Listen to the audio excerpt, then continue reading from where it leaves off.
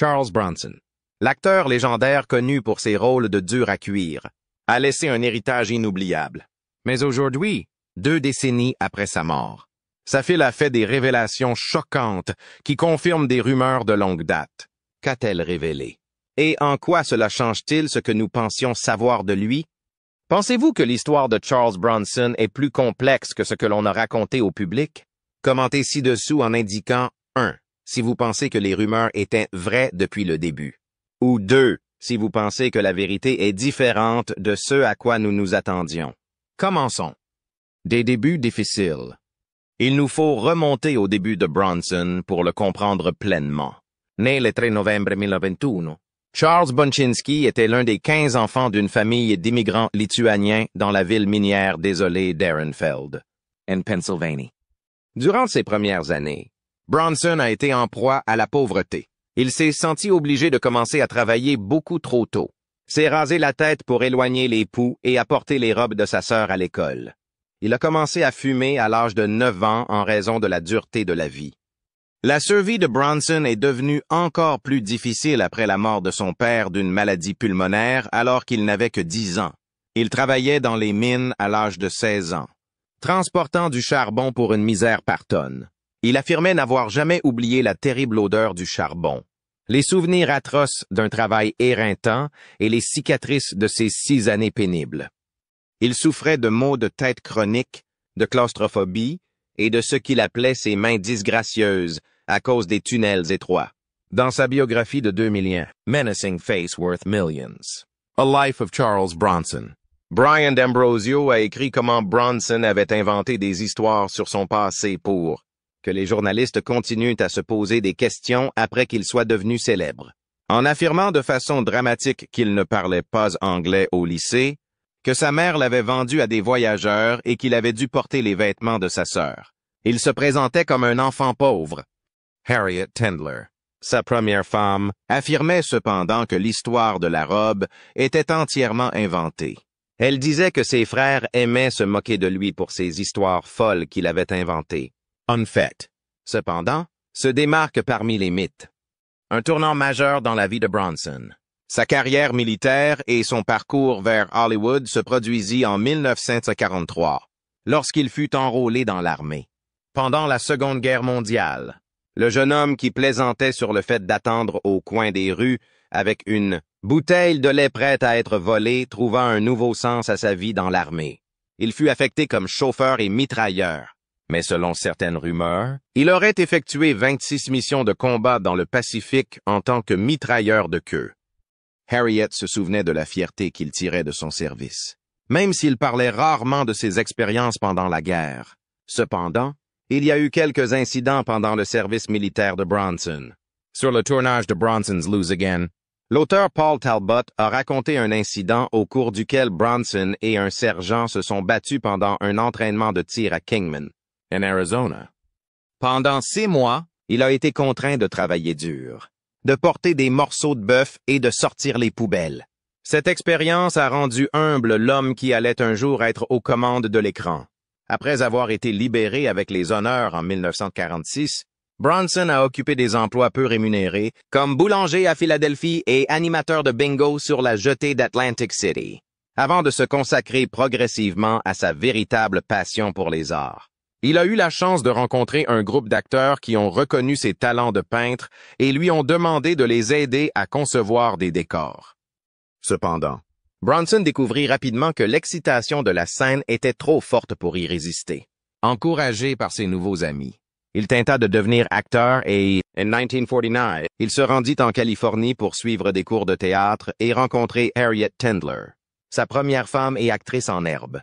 La même année, Bronson, alors âgé de 27 ans, et Tendler, d'8 ans, se marièrent et commencèrent leur voyage ensemble. Il fait ses débuts à l'écran dans le film You're in the Navy Now en 1951, qu'il dit en plaisantant avoir obtenu uniquement grâce à sa capacité spéciale à roter sur commande. Mais il a du mal à devenir célèbre en raison de son apparence rude et de son style peu raffiné, qui sont loin des standards hollywoodiens de l'époque. Charles Bronson devient Charles Bonczynski.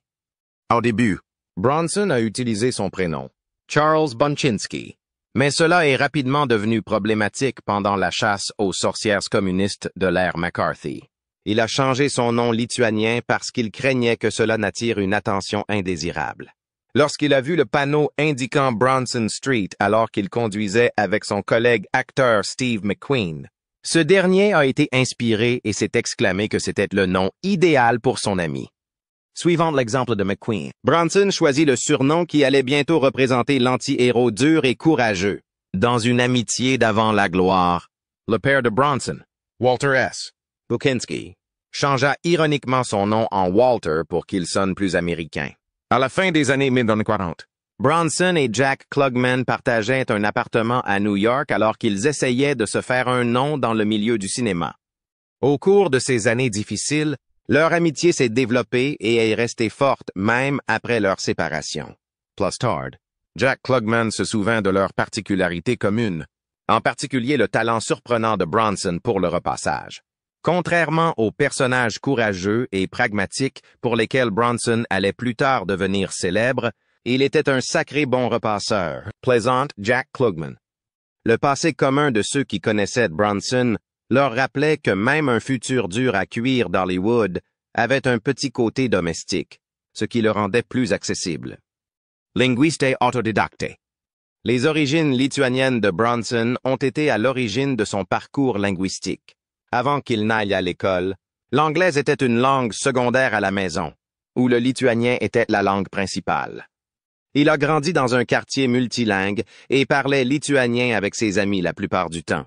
Il n'a dû apprendre l'anglais que lorsqu'il a commencé à jouer la comédie et qu'il a ensuite rejoint l'armée de l'air. Autodidacte en anglais. Les difficultés uniques de Bronson ont été aggravées par son accent particulier, qui a souvent fait croire à ses camarades militaires qu'il était étranger. Étonnamment, il a ensuite appris le grec et le russe en plus de l'anglais, démontrant ainsi sa polyvalence et ses capacités linguistiques. Ascension vers la gloire. Bronson acquit une certaine notoriété en 1958 grâce à sa performance dans Machine Gun Kelly, qui lui valut notamment le respect de l'acteur français Alain Delon, qui l'invite à visiter l'Europe. En 1968, Bronson fait ses débuts en Europe dans le film Adieu l'ami. D'abord hésitant, Bronson accepte le rôle après avoir découvert que, contrairement à Hollywood, le cinéma européen privilégie le caractère et les nuances par rapport à l'apparence. En France, Adieu l'ami a connu un énorme succès, faisant de Bronson une célébrité très appréciée dans toute l'Europe. Il était encore en train de trouver sa place aux États-Unis. Mais cela a changé lorsqu'il a joué des rôles comme celui du lieutenant Danny Tunnel King dans La Grande Évasion. Ce passage a profondément marqué Bronson car il reflétait sa propre claustrophobie, une peur qui provenait de son travail de mineur de charbon. Il exploite cette peur dans une scène particulièrement saisissante, qui donne plus de réalisme à la panique de son personnage dans le tunnel d'évasion.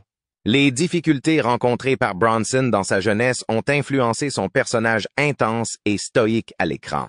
Roger Ebert, critique de cinéma, a un jour observé que la personnalité privée et réservée de Bronson, qui privilégiait la solitude à l'interaction sociale, était le reflet de ses personnages. De nombreux critiques ont émis l'hypothèse que la réserve de Bronson était due à son sentiment que Hollywood n'avait pas reconnu son talent aussi rapidement que le public européen.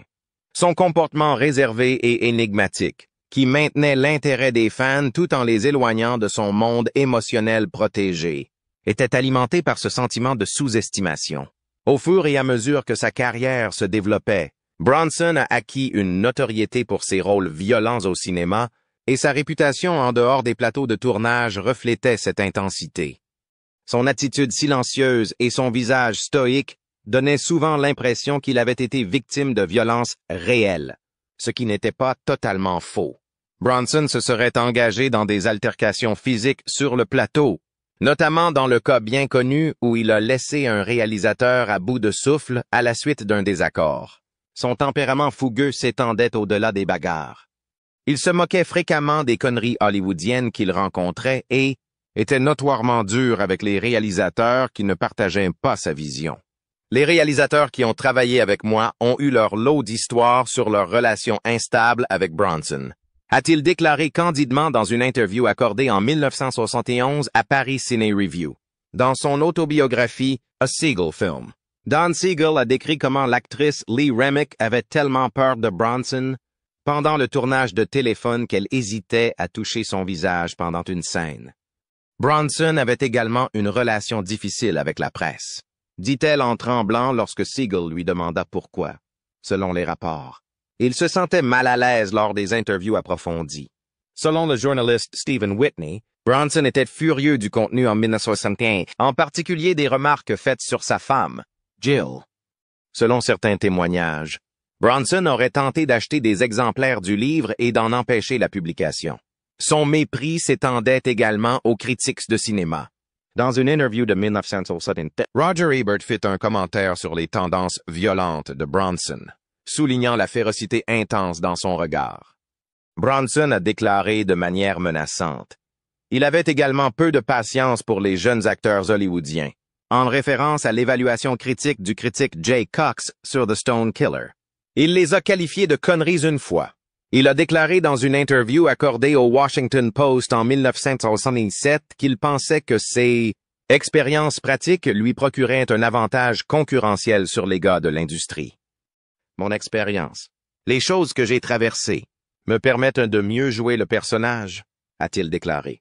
En outre, il a distingué des acteurs comme Pacino, Stallone et De Niro, laissant entendre qu'ils semblaient tous être des variations les uns des autres. Bronson a qualifié l'Académie de conneries et a rejeté l'idée des récompenses. Fait remarquable, sa seule nomination importante fut pour un Emmy en 1961 pour son interprétation du soldat Conlon dans la série télévisée Memory in White, avec Ronald Reagan, qu'il a coproduite avec Walter. Ceux qui connaissaient bien Bronson le tenaient en haute estime malgré ses désaccords. Bronson a joué un combattant à main nue dans Hard Times 1975, réalisé par Walter Hill. Le rôle exigeait à la fois de l'endurance physique et du cran. Hill, qui a réalisé 48 heures et Southern Comfort après avoir dirigé la femme de Bronson dans Hard Times, se souvient de la remarquable condition physique de Bronson. Dans l'interview hollywoodienne, Hill a révélé qu'il était dans une condition physique exceptionnelle pour un homme de son âge, qui était alors d'environ 52 ans. Il avait une carrure étonnante et une coordination remarquable. Le seul inconvénient, l'endurance de Bronson était affectée par son tabagisme. Il pouvait probablement faire venir n'importe qui sur le plateau, mais il n'y serait pas plus de 30 ou 40 secondes, observe Hill. La décision de Hill de couper les scènes avec la femme de Bronson, que ce dernier trouvait trop rigide, a nui à leur relation de travail. Puis, Hill a vu la façon dont la chaleur de Bronson à son égard a changé. Il m'a déjà ignoré lors d'une fête sans rien dire. Cependant, Hill se souvient qu'un an plus tard, il me traitait comme un vieil ami, soulignant la personnalité capricieuse de Bronson. Le conflit portait sur la mortalité de son personnage. Connu pour jouer des personnages imparables, Bronson ne supportait pas que son personnage à l'écran soit détruit. Il n'a pas perdu de temps pour affronter le réalisateur après avoir reçu un script qui condamnait son personnage. En 1991, Bronson a reçu le script de City Slickers de Richard Crystal, qui espérait qu'il jouerait le cow-boy dur et expérimenté, Curly. Bronson l'a rappelé le lendemain, furieux. En 2021, se souvient de Crystal. Il m'a insulté. À la page 53, Bronson dit « Je suis mort. Comment as-tu pu me faire autant de mal? » Charles Bronson Servitt. Sa réputation de héros invincible dans Le Justicier de minuit et d'autres films a servi de base à cette attitude de défi, qui faisait partie du personnage de dur à cuire qu'il avait méticuleusement développé. Crystal a tenté de clarifier que les autres personnages étaient motivés pour prendre le commandement de la transhumance parce que la mort de Curly était cruciale.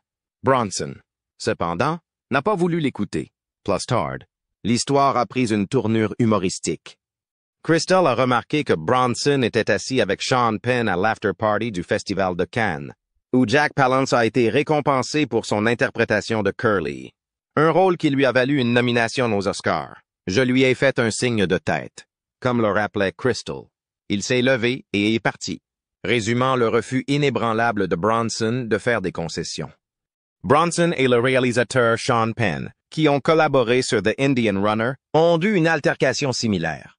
Lorsque le scénario de Penn prévoyait que le personnage de Bronson se suicide, Bronson a exprimé ses inquiétudes, notamment quant à la réaction de ses fans italiens. « Penses-tu vraiment que cette scène est nécessaire? » a-t-il demandé, faisant allusion à son hésitation. Même si Penn et Bronson s'entendaient bien, le refus catégorique de l'acteur chevronné d'enlever sa moustache caractéristique devint un autre sujet de discorde. Bronson lance un regard noir à Penn lorsqu'il fit une blague à ce sujet, lui disant d'être sérieux. Lorsque Bronson accepta de jouer le rôle de Paul Kersey dans Le Justicier dans la ville, en 1974, à l'âge de 52 ans. Ce fut un tournant dans sa carrière et il consolida sa réputation de figure emblématique de la justice privée. Suite à une violente agression contre sa famille, Paul Kersey, un architecte new-yorkais aux manières douces, se transforme en justicier dans le film. Le public a trouvé un grand écho dans cette représentation réaliste d'un homme qui cherche à rendre justice dans une société sans loi. Le film n'a cependant pas été sans controverse. La présence imposante de Bronson a été jugée idéale par le réalisateur Michael Winner pour le rôle nuancé de Kersey, un homme calme forcé de faire face au crime. Dans l'un de ses premiers rôles au cinéma, le jeune acteur Jeff Goldblum a incarné un membre de gang dans l'histoire de vengeance inquiétante de Kersey. Mais Bronson n'était pas l'inspiration originale de Death Wish. Des poids lourds d'Hollywood comme Clint Eastwood, Frank Sinatra et même Henry Fonda se sont vus proposer le rôle lorsque Winner a commencé le casting. Mais ils l'ont rejeté car ils le trouvaient répugnant. Cependant, fidèle à son image intimidante, Bronson a saisi l'occasion. « Je veux le faire », a-t-il dit à Winner. Avec la force qui le caractérise, Bronson a répondu « Non, je préfère tirer sur des voleurs », lorsque le réalisateur lui a demandé s'il parlait du film. La façon dont Bronson interprète le message de « la vengeance d'un homme », la représentation audacieuse de la justice par la vengeance dans « la vengeance d'un homme a suscité de vives discussions ». Certain, comme son agent Paul Connor, ont même mis Bronson en garde contre sa nature potentiellement dangereuse. Miles Bronson, qui considérait l'histoire comme un avertissement plutôt que comme un encouragement à la violence, rétorqua que, œil pour œil, le monde entier devient aveugle. Le film, qui avait un budget de 3,17 millions de dollars, a rapporté plus de 22 millions de dollars lors de sa sortie le 24 juillet 1974. Il a battu le record établi par Le Parrain dans le même cinéma à New York, en gagnant 70 000 dollars en une seule semaine. Le roman contre le film. Death Wish, initialement adapté d'un roman écrit par Brian Garfield en 1972, avait un ton très différent de celui qui était représenté à l'écran. En raison de la réalisation du film, Garfield n'était pas satisfait de la mise en scène du film car il avait envisagé une exploration nuancée des conséquences de la vengeance. Garfield avait élaboré une histoire complexe qui représentait une rupture avec l'approche réaliste et pleine d'action adoptée par Michael Winner. Il avait imaginé Jack Lemmon dans le rôle principal et Sidney Lumet à la réalisation du film. Winner aurait répondu aux critiques de Garfield en minimisant la popularité du roman de ce dernier. Selon le rapport, Winner aurait fait remarquer que le roman s'était à peine vendu à 3 exemplaires et aurait remis en question la vision de Garfield en demandant « Pensiez-vous écrire un conte de fées ?» Une influence éternelle et une controverse causée par Death Wish Bronson a repris son rôle. Dans les films sortis en 1974, 1982, 1945, 1987 et 1994, à la suite du succès inattendu de Death Wish, qui a finalement conduit à la production de 4 suites. Malgré cela, Garfield a continué à critiquer avec véhémence les suites, affirmant qu'elles étaient superficielles et manquaient de la profondeur du roman. En particulier en 1983, lorsque Bernhard Goetz, un justicier du métro de la vie réelle, a tiré sur 4 hommes dans le métro de New York. La série Death Wish a continué à susciter des conversations culturelles dans le monde entier. En réponse à une question sur Goetz, Michael Winner a fait une remarque sarcastique. S'il va tirer sur quelqu'un dans le métro, pourquoi pas pendant notre première? À la suite de cette remarque, le débat en cours sur la justice privée et l'influence du film s'est intensifié. L'héritage de l'influence culturelle de Death Wish s'est même frayé un chemin dans le discours politique. L'ancien président Donald Trump a fait référence au film lors d'un discours en 2015. Il a mentionné qu'il avait un permis de port d'armes et a laissé entendre qu'il se défendrait s'il était attaqué. En réponse, la foule a applaudi et scandé quelque chose à propos de Charles Bronson. Il a été rapporté que le président Trump a fait une déclaration indiquant qu'un film similaire à Death Wish ne pourrait pas être produit de nos jours en raison du fait qu'il contient des thèmes qu'il jugeait politiquement incorrects. Cette déclaration met en évidence le fait que Death Wish était devenu un symbole de division dans le débat sur la justice pénale. Un héritage qui se distingue par sa ténacité. Il a été rapporté que Charles Bronson gagnait près de 2 millions de livres par film au plus fort de sa carrière. Ce montant a été renforcé par son rôle dans Le Justicier, qui a été l'un des films qui lui a apporté le plus de renommée. Néanmoins, Bronson a souvent eu du mal à concilier l'image dure et inflexible pour laquelle il était devenu célèbre. En 1977, il réfléchit à cette expérience en disant « C'est comme si je me voyais dans un miroir de carnaval, déformé et menaçant. » Il n'était pas si loin de la vérité que son personnage était dur. Il est bien connu que le réalisateur Ingmar Bergman l'a décrit comme un homme dont le visage est marqué par la violence. Les débuts difficiles de Bronson ont laissé entrevoir un peu de cette ténacité. Alors qu'il était encore jeune, il a un jour utilisé une bouteille pour intimider des étrangers, a cassé le bras d'un sergent lors d'une bagarre alors qu'il était militaire, et a même étranglé un réalisateur alors qu'il se disputait à propos d'une scène. Dans les années 1970, le nom de Charles Bronson était devenu synonyme de dureté. C'est ce qui a poussé le célèbre prisonnier britannique Michael Gordon Peterson à adopter le surnom de Charles Bronson. Le public italien l'appelait affectueusement Il Bruto, ce qui signifie le laid, tandis que les Français le considéraient comme l'un de leurs monstres sacrés du cinéma. Les fans du monde entier le considéraient comme une icône de la résilience. Il était courant que ses films rapportent plus d'argent dans d'autres pays qu'en Amérique du Nord. En raison de la haute estime dont il jouissait au Japon, son nom a même été affiché sur une pancarte qui s'étendait sur tout un pâté de maisons. En raison de sa grande popularité, Bronson est devenu la représentation par excellence de la ténacité et de la puissance inébranlable. La figure invulnérable que Charles Bronson a incarnée dans ses films ne l'était pas du tout, bien qu'il ait été la personnification de la dureté à l'état brut à l'écran. En réalité, il luttait contre des peurs et des angoisses profondément ancrées en lui.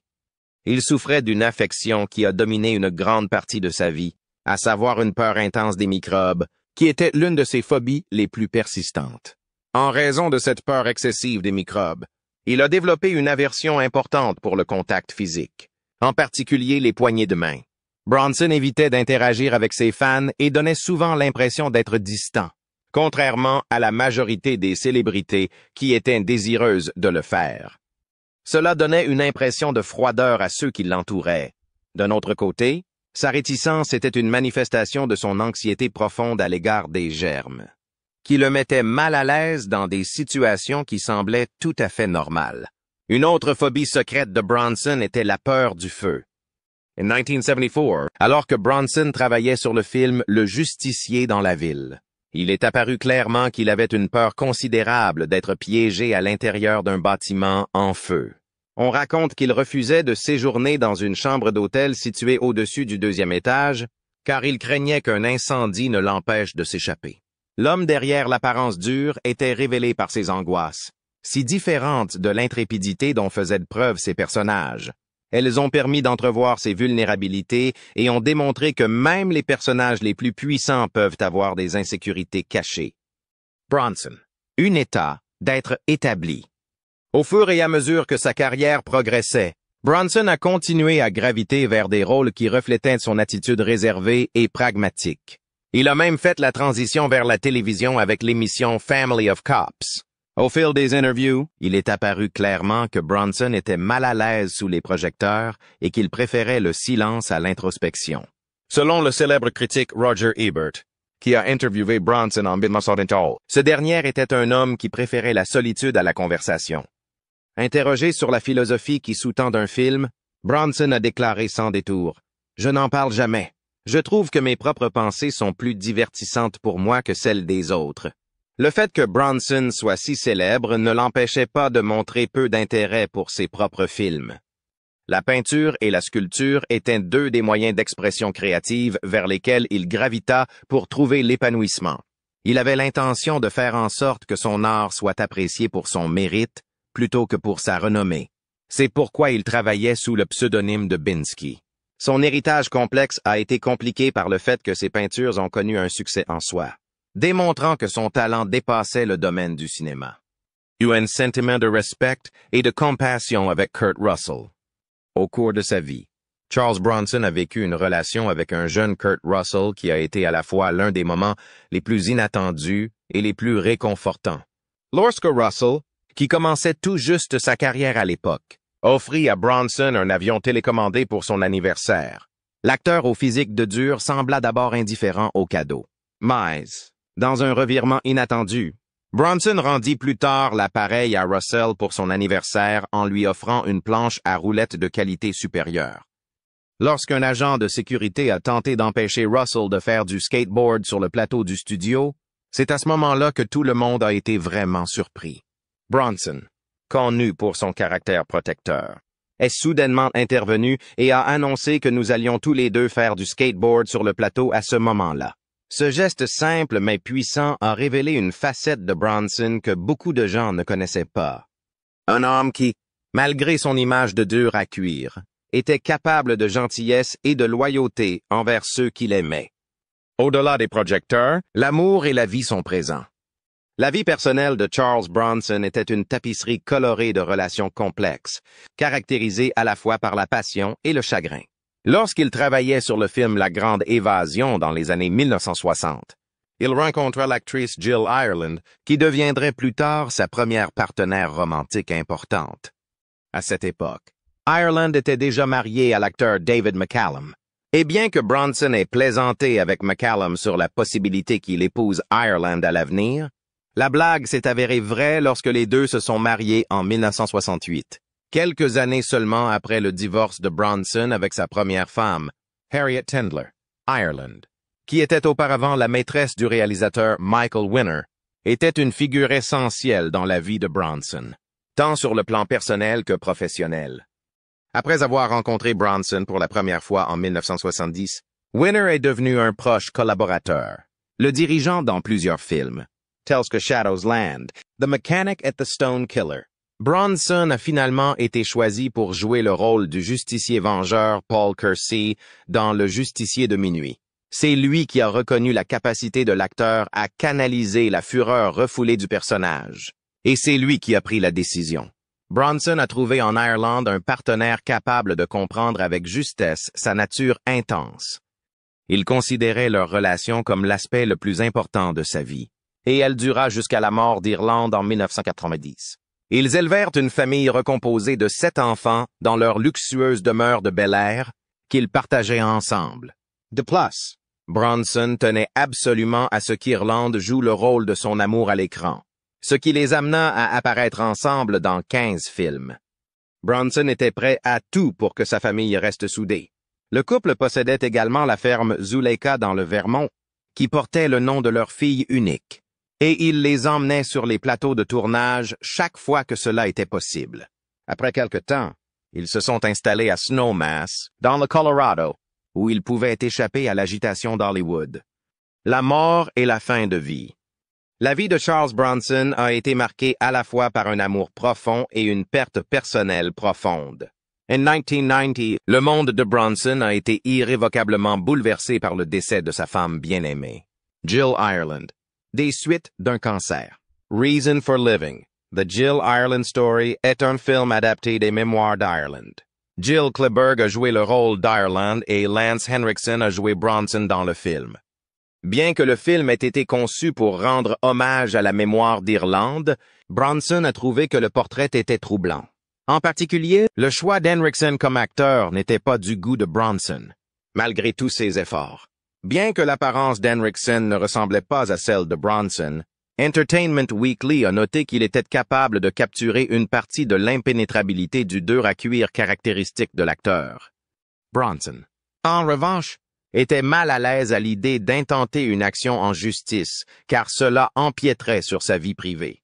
8 ans après le décès d'Irlande, Bronson a ravivé son amour pour elle avec Kim Weeks, une jeune actrice qui est restée à ses côtés tout au long de ses dernières années. Cependant, avec le temps, l'état de santé de l'acteur a commencé à se détériorer. Bronson a connu plusieurs problèmes de santé, notamment une opération de la hanche et un cancer du poumon, qui l'ont finalement poussé à prendre sa retraite. Il est décédé en 2003, à l'âge de 81 ans, et les dernières années de sa vie ont été marquées par des conflits familiaux. Au cours des derniers jours de sa vie, son ex-femme, Harriet Tendler, a accusé Kim Weeks de manipuler la situation. Elle affirme que Weeks a empêché sa famille de lui rendre visite alors qu'il luttait contre une insuffisance respiratoire. Harriet Tendler a porté cette accusation en public. Une maladie pulmonaire obstructive chronique et un cancer du poumon métastatique sont deux issues possibles. Pour quelqu'un qui a toujours été très fier de son caractère secret, très privé et comme un ermite, les retombées publiques ont dû être un coup douloureux pour un homme qui chérissait sa vie privée. L'opulence et la famille.